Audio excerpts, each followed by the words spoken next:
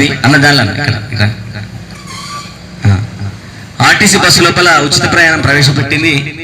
వాస్తవంగా ఇది చాలా మందికి ఉపయోగకరంగా, అంటే మన పిల్లలు కాలేజీకి వెళ్ళాలన్నా, పై చదువులకు ఎక్కడికైనా వెళ్ళాలన్నా కానీ, వాస్తవంగా మన ఇంట్లోపల ఎవరన్నా మహిళలు ఉద్యోగం చేసిన వాళ్ళకి కానీ, మన తల్లులు ఇక్కడ నుంచి పుణ్యక్షేత్రాలకు కానీ, లేకపోతే పెళ్లిళ్ళకు పేరెంటాలకు వెళ్ళడానికి రూపాయి ఖర్చు లేకుండా ఆర్టీసీ బస్సు లోపల ఉచితంగా ప్రయాణం అనేది ప్రవేశపెట్టింది. అట్లనే 200 యూనిట్ల వరకు కరెంటు కాల్చుకుంటే పల్లె నుంచి పట్టణాల వరకు ప్రతి ఒక్కరికి ఉచిత కరెంట్ ఇస్తుంది. అయితే కొంతమందికి ఉచిత కరెంట్ వస్తలేదు అనుకున్న వాళ్ళు ఏంటంటే, దరఖాస్తు చేసుకున్న వాళ్ళు ఎవరైతే ఉన్నారో వాళ్ళు ఖచ్చితంగా కరెంటు బిల్లు జిరాక్స్, మన ఆధార్ కార్డు జిరాక్స్, వాళ్ళు అడిగిన వివరాలు ఖచ్చితంగా మనం సమర్పించినట్లయితే 200 యూనిట్ల వరకు కరెంటు కాల్చుకుంటే మనకు ఫ్రీ కరెంట్ అనేది వస్తుంది. 200కు 1 యూనిట్ 2 యూనిట్లు అయినా కానీ మనకు ఫ్రీ కరెంట్ రాదు. కాబట్టి దయచేసి ఈ విషయాన్ని అందరూ గమనించాలి. ఇంకొకటి ఏంటంటే 500 రూపాయలకు సిలిండర్ ఇస్తుందని చెప్పింది ప్రభుత్వం. 500 రూపాయలకు ఖచ్చితంగా సిలిండర్ ఇస్తుంది.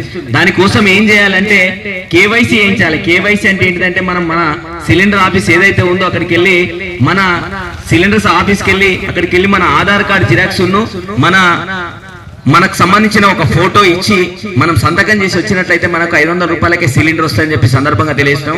అన్న దయచేసి మాట్లాడకూడదు, ఒక 5 నిమిషాలు అన్న, తర్వాత మాట్లాడు.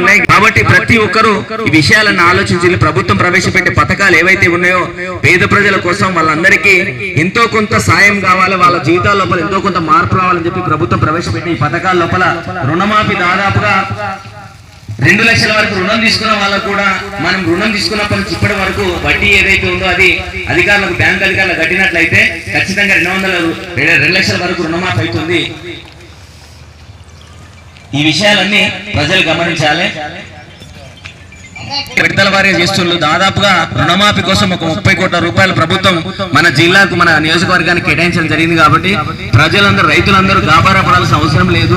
ఖచ్చితంగా 2 లక్షల వరకు రుణం తీసుకున్న వాళ్ళకు రుణమాఫీ అనేది ఖచ్చితంగా అవుతుంది. కాబట్టి ప్రభుత్వం ప్రవేశపెట్టే పథకాలన్నీ రైతన్నుల కోసం, మహిళల కోసం, విద్యార్థుల కోసం, ప్రతి ఒక్కరికి ఎంతో కొంత చేరువ కావాలని చెప్పి ప్రభుత్వం ఆలోచిస్తుంది. ప్రభుత్వం ప్రజల కోసం ఆలోచిస్తుంది. కాబట్టి ఈ కార్యక్రమం ఇక్కడ నిర్వహించడం జరుగుతుంది. ఈ కార్యక్రమం ఉద్దేశించి మిత్రుడు పంచి ప్రవీణ్ గలం లోపల ఒక మంచి పాట విందాం.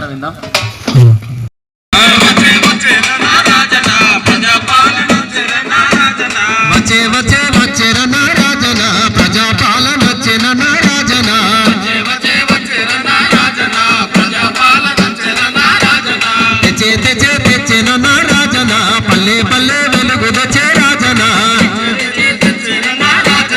పల్లె పల్లె వెలుగు తెచ్చే రాజనా, తెచ్చే తెచ్చే తెచ్చేరన్నా రాజనా, పల్లె పల్లె వెలుగు తెచ్చే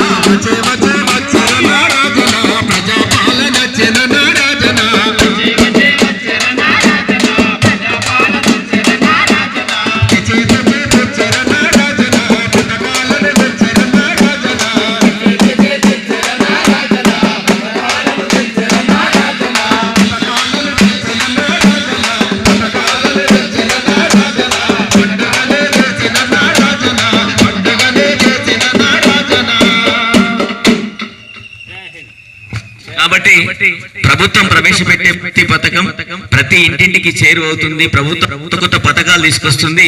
అవి తీసుకొచ్చిన పథకాలు ఏవైతే ఉన్నాయో అర్హులైన వాళ్ళు చెప్పిన వివరాలు సమర్పించినట్లయితే ఖచ్చితంగా మన ప్రభుత్వం నుంచి లబ్ధి చేకూరుతుందని చెప్పి సందర్భంగా తెలియజేస్తున్నామండి. రైతు భరోసా పథకం కూడా మనకు జనవరి 14 నుంచి సంక్రాంతికి ఖచ్చితంగా రైతన్న అకౌంట్ లోపల ఖచ్చితంగా ఎకరాకు 15,000 రూపాయలు ఇస్తానని చెప్పింది. ఖచ్చితంగా 15,000 రూపాయలు పడతాయి. 2 దఫాలుగా 7,500 చొప్పున పంటకు ఎకరా పంటకు ఖచ్చితంగా 15,000 రూపాయలు పడతాయి. ప్రభుత్వం ఆలోచించేది ఏంటంటే ఏదైనా కొంచెం మెల్లమెల్లగా సంవత్సర కాలం లోపల ఇప్పటివరకు ఇన్ని పథకాలు తీసుకొచ్చిన ప్రభుత్వం దాదాపుగా అన్ని పథకాలు ప్రజలకు చేరువ కావాలి, లబ్ధిదారులకు అందరికీ చేరువ కావాల్సింతో ఒక్కొక్క పథకాన్ని తీసుకొస్తుంది. ఈ కార్యక్రమాలన్నీ ప్రతి పల్లె లోపల నిర్వహించడానికి జిల్లా కలెక్టర్ గారి ఆదేశానుసారం జిల్లా పౌర సంబంధాల అధికారి గారి నేతృత్వంలో మన పంచాయత్ సెక్రటరీ గారి ఆధ్వర్యం లోపల మన గ్రామానికి రావడం జరిగింది. దీనికి సహకరించిన పంచాయత్ సెక్రటరీ గారికి మరియు కారాబార్ గారికి మరియు రైతన్నలకు విన్న తల్లులందరికీ ప్రతి ఒక్కరికి పేరు పేరు నమస్కారాలు తెలియజేస్తూ ముగిస్తున్నాం. థ్యాంక్ యూ, ధన్యవాదాలు.